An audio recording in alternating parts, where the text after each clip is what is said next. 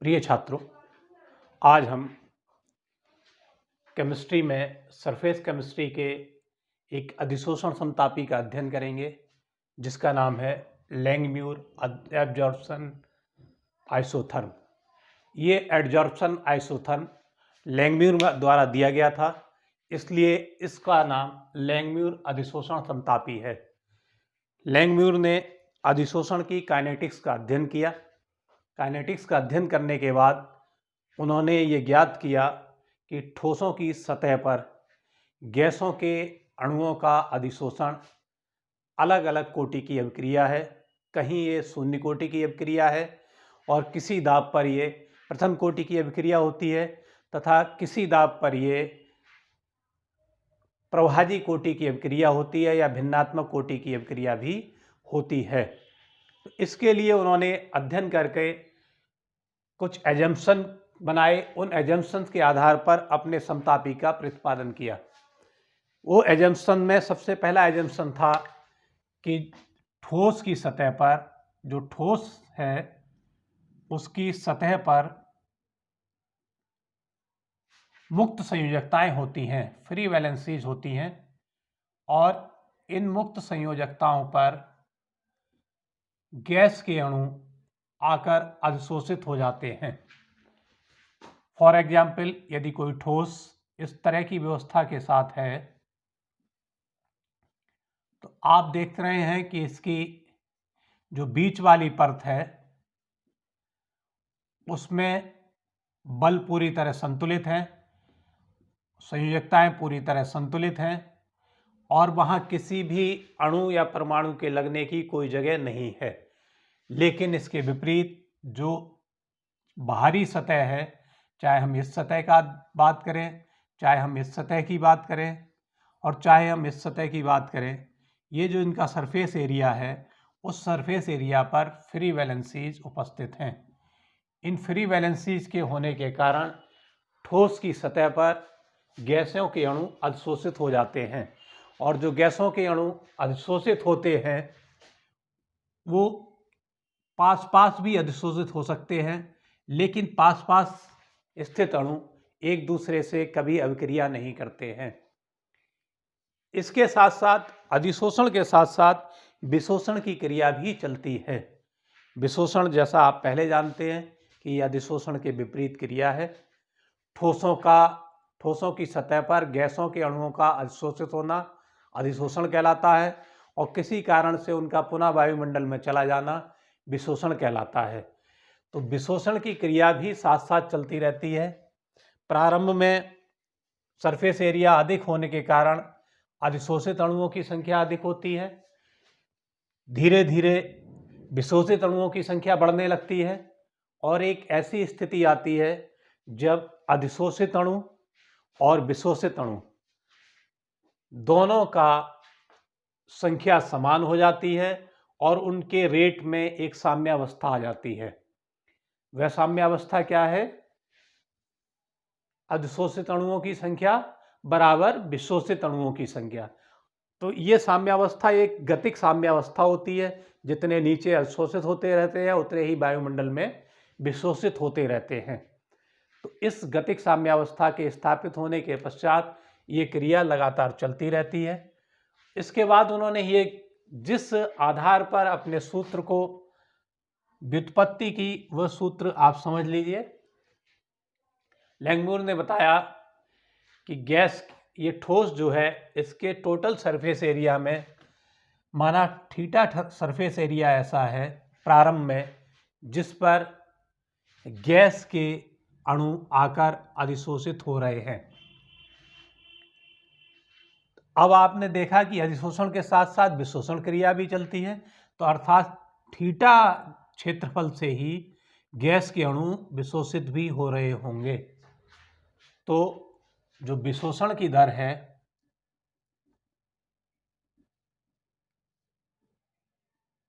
विशोषण दर समानुपाती होगी थीटा के। अगर हम विशोषण की दर को रेट ऑफ डिफ्यूजन के नाम से RD दे दें तो rate of diffusion is proportional to theta. जब आप थीटा ये प्रोपोर्शनलिटी साइन को इक्वल साइन में कन्वर्ट करते हैं तब एक स्थिरांक आ जाता है।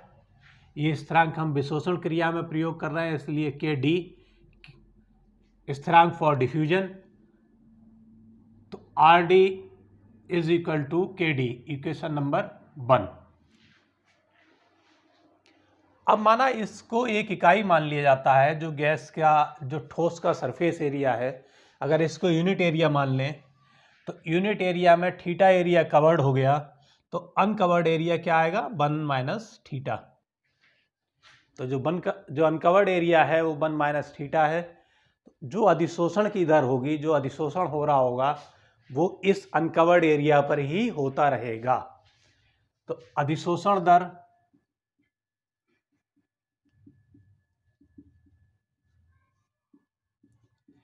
जिसको रेट ऑफ एसोसिएशन ए के नाम से जान लें, ये समानुपाती होगी किसकी, 1 माइनस थीटा क्षेत्रफल की और उस पर दाब की, क्योंकि दाब अधिशोषण में एक महत्वपूर्ण भूमिका अदा करता है, एक सिग्निफिकेंट रोल प्रेशर का होता है। तो हम इसको लिख सकते हैं R A rate of association is proportional to 1 minus theta क्षेत्रफल मल्टीप्लाइड बाई पी। इसको साइन ऑफ प्रोपोर्शनलिटी को इक्वल साइन में कन्वर्ट करेंगे तो पुनः एक स्थिरांक आएगा, और ये एसोसिएशन के लिए, तो इसको हमने के ए कह दिया, कॉपी कर दिया, तो ये हो जाएगा आर ए इक्वल टू के ए 1 माइनस थीटा इंटू पी। इसको और अगर आप खोल देंगे तो ये हो जाएगा आर ए इक्वल टू के ए थीटा माइनस के theta P, equation number 2। At equilibrium या साम्यावस्था पर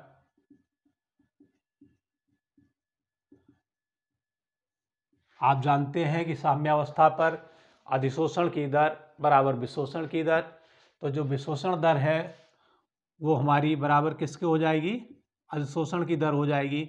तो उसी अवस्था को हम साम्यावस्था कहते हैं।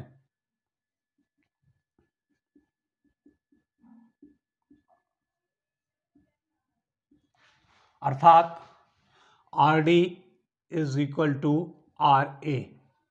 इक्वेशन 1 और 2 से हम इन दोनों की वैल्यू यहाँ पुट कर लेंगे, तो हमारा हो जाएगा के डी थीटा इक्वल टू के ए थीटा माइनस के थीटा पी। अगर हम के थीटा पी को इधर ले आएंगे तो हमारा हो जाएगा के डी थीटा प्लस के ए थीटा पी इक्वल टू के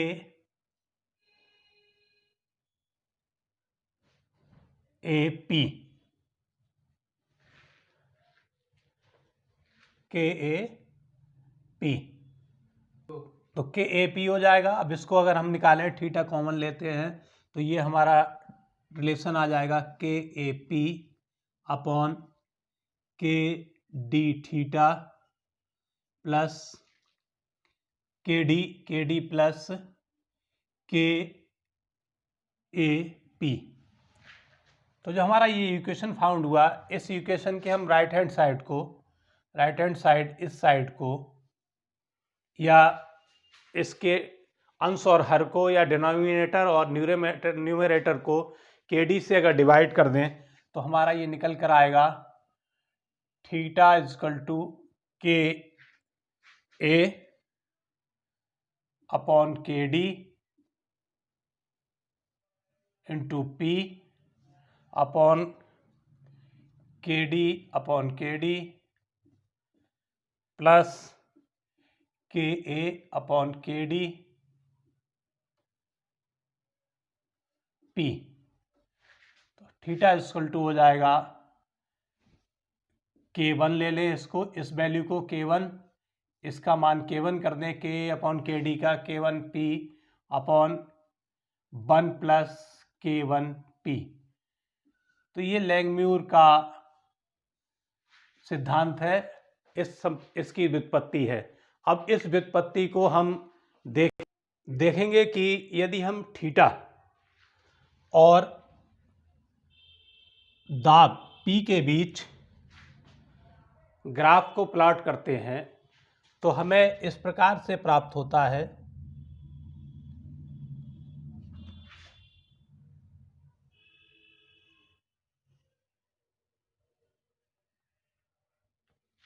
अर्थात जब दाब शून्य है, दाब कम है, तो दाब कम होने पर थीटा इक्वल टू है K1P। अर्थात उस समय ये प्रथम कोटि की अभिक्रिया है। जब बीच में आ जाते हैं थीटा इक्वल टू हो जाता है K1P to the power 1/n। ये यहाँ भिन्नात्मक कोटि की अभिक्रिया है और दाब अधिक होने पर थीटा इक्वल टू हो जाता है P। Theta equal to K1 या P टू दी पावर 0। तो यहाँ ये शून्य कोटि की अभिक्रिया है। तो इन्होंने 3 परिस्थितियां बताई। कम दाब पर,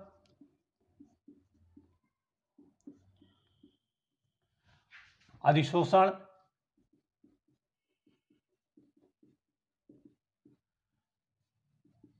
प्रथम कोटि की अभिक्रिया है,